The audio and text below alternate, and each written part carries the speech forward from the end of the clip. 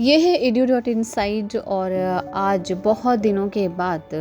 हम आज के इस अंक में आपके लिए लेकर आए हैं आधुनिक भारत के इतिहास से रिलेटेड कुछ घटनाएं और कुछ ऐसी जानकारियाँ। बेशक हम सभी को पता है क्या क्या इस दौरान हुआ था और तो आज इन्हीं विषयों पर हम कुछ बातें करेंगे। जैसे कि आधुनिक भारत के इतिहास की जब हम क्रोनोलॉजी की बात करते हैं, इसके टाइम पीरियड की हम बात करते हैं, तो ये 18वीं सदी के मध्य से अभी तक जो फैला हुआ पूरा इतिहास है उसको हम आधुनिक इतिहास का जो है पार्ट मानते हैं, उसका भाग मानते हैं, जिसमें कि मुख्यतः मुगल साम्राज्य का पतन आता है, ईस्ट इंडिया कंपनी की विजय आती है, किस तरह से ईस्ट इंडिया कंपनी ने भारत के विभिन्न राज्यों को विभिन्न नीतियों से अपने कब्जे में किया था। इसमें 1857 के विद्रोह को हम इंक्लूड करते हैं और साथ ही साथ भारतीय राष्ट्रवाद के उदय की हम इसमें बात करते हैं कि किस तरह से इंडियन नेशनलिज्म जो था वो जागृत हुआ था, लोगों में राष्ट्रभाव की भावना किस तरह से जागृत हुई थी अंग्रेज़ों की जो शोषणकारी नीतियां थी उनकी वजह से, और भारतीय स्वतंत्रता संग्राम जैसी महत्वपूर्ण घटनाएं इसमें शामिल है, यानी कि आधुनिक भारत में। जनरली हम इसको 1707 में जब औरंगज़ेब की डेथ होती है उसके बाद की जो मुख्य घटनाएं हैं उसको हम इसमें इंक्लूड करते हैं। भारत और इस तरह से 1947 में भारत की स्वतंत्रता और विभाजन के साथ ही आधुनिक भारत का जो इतिहास था, यानी कि हम समकालीन इतिहास को इसमें नहीं इंक्लूड करते हैं, हम इसमें आधुनिक जो भारत था 1947 तक की जो घटनाएं थी उसी में इसको हम इंक्लूड करते हैं। इसके अंतर्गत हम राजा राम मोहन रॉय को आधुनिक भारत का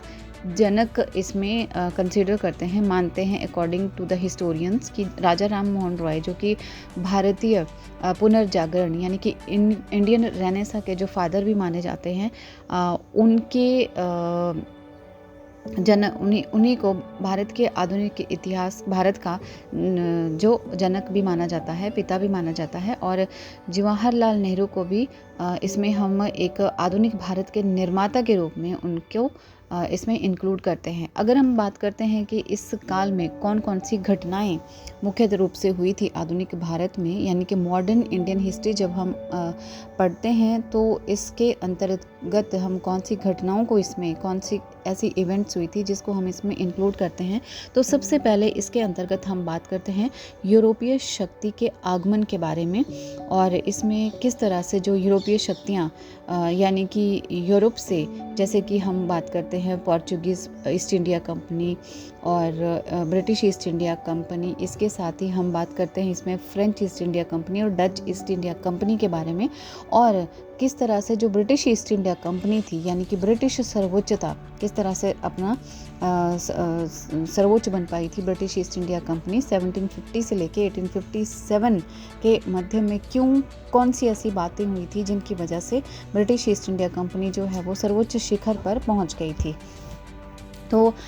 यूरोपीय शक्तियों के आगमन की अगर हम बात करते हैं तो 1498 में एक मुख्य घटना हुई थी जिसमें कि वास्को डी गामा है जो पोर्चुगीज़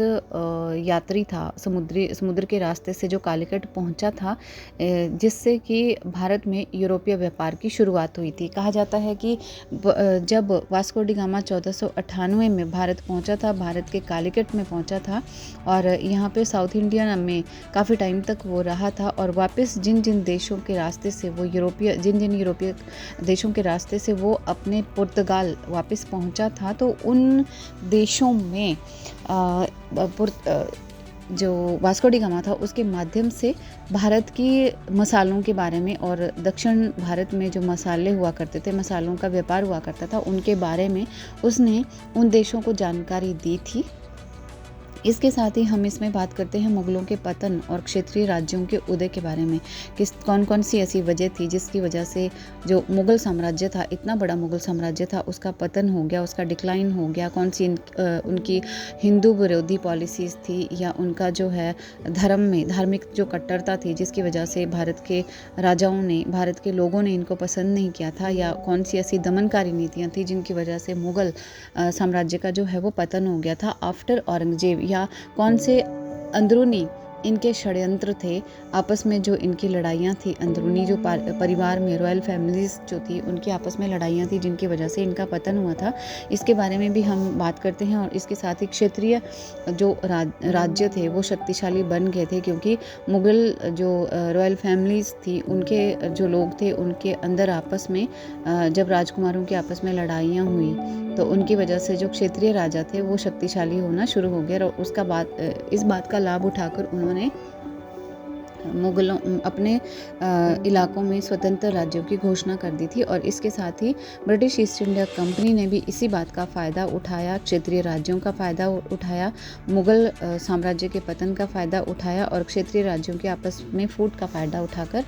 जो है अपनी शक्ति को मजबूत किया। फिर इसी के अंतर्गत आती है प्लासी की लड़ाई आती है, बक्सर की लड़ाई आती है, सहायक संधि की नीति आती है, या फिर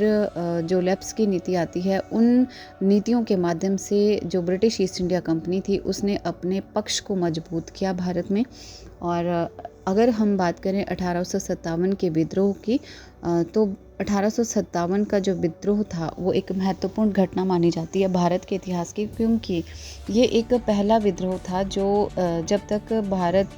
के जो लोग थे वो षड्यंत्रकारी या फिर जो एक्सप्लॉयटेशन हो रहा था, एक्सप्लॉयटेशन जो इंडिया का हो रहा था, इकोनॉमिकल, एडमिनिस्ट्रेटिव, किसी भी तरह का जो ये exploitation British east India company यहाँ पे कर रही थी, तब तक इंडियन समझ पाए 1857 तक ही वो समझ पाए थे कि हमारे साथ आखिर में हो क्या रहा है। अदरवाइज़ बहुत सारे राजा इंडिया के ऐसे थे जिन्होंने सहायक संधि की जो शर्तें थी उसको बहुत ही आसानी से समझ लिया था, एक्सेप्ट कर लिया था सहायक संधि की पॉलिसी को, जो ब्रिटिश ईस्ट इंडिया कंपनी के जो लोग थे।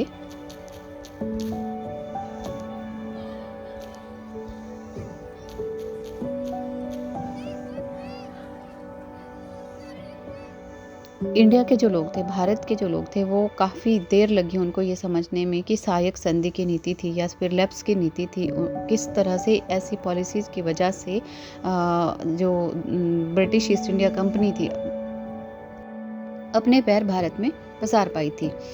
इसके साथ ही भारत में होते हैं सामाजिक सुधार आंदोलन, जिसमें कि राजा राममोहन रॉय अपनी बहुत अच्छी भूमिका निभाते हैं ब्रह्म समाज के माध्यम से। फिर स्वामी विवेकानंद सरस्वती थे, उन्होंने रामकृष्ण मिशन की स्थापना की थी। इन सभी नेताओं ने, जैसे ये जो धार्मिक नेता थे या फिर समाज सुधारक थे, इन्होंने अपने जो ऑर्गेनाइजेशंस थी, स्वामी दयानंद सरस्वती की अगर हम बात करते हैं तो आर्य समाज के माध्यम से उन्होंने भारत में सुधार लाने की कोशिश की। विधवा पुनर्विवाह के लिए कानून लाए, सती प्रथा को बंद किया, विमेन एजुकेशन की बात की, छुआछूत को ख़त्म करने की बात की। और इसके साथ ही उन्होंने भारत में जो मूर्ति पूजा थी उन सभी को बेकार बताया और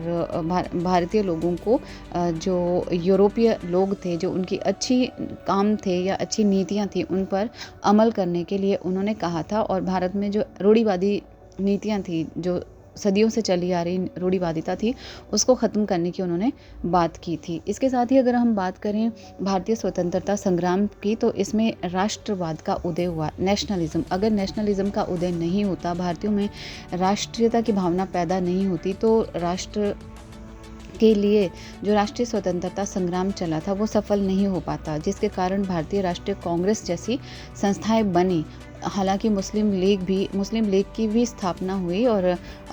हिंदू और मुस्लिम दोनों ही संप्रदायों ने, दोनों ही धर्मों के लोगों ने जो है भारतीय स्वतंत्रता संग्राम में अहम भूमिका निभाई। इसके साथ ही जो है महात्मा गांधी के नेतृत्व में